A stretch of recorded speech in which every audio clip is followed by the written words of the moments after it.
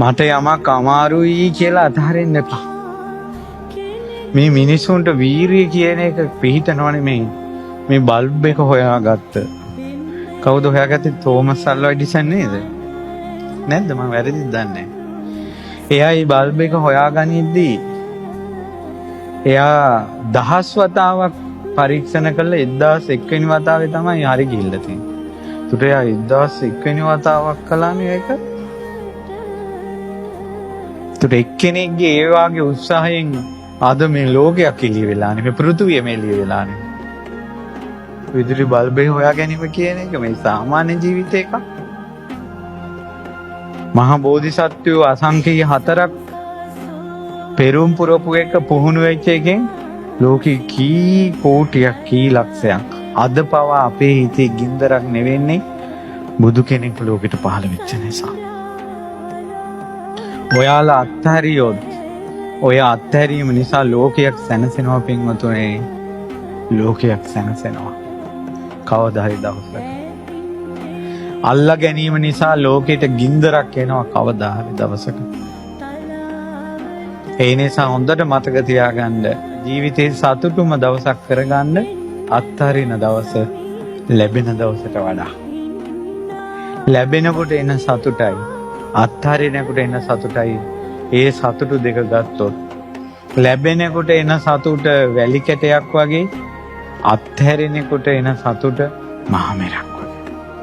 කරගන්න කෙනාට නිවන ළඟයි. මට යමක් අමාරුයි කියලා අතහරින්න එපා.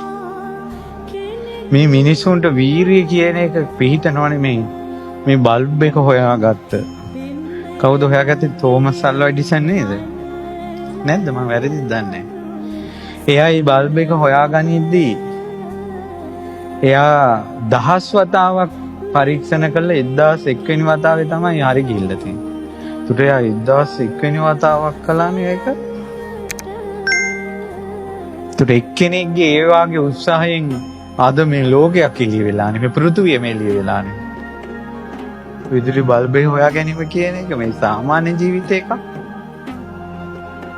මහා බෝධිසත්වයෝ අසංඛ්‍ය 4ක් පෙරම් පුරපු එක පුහුණු වෙච්ච එකෙන් ලෝකෙ කී කෝටියක් කී ලක්ෂයක් අද පවා අපේ හිතේ ගින්දරක් නෙවෙන්නේ බුදු කෙනෙක් ලෝකෙට පහළ වෙච්ච නිසා.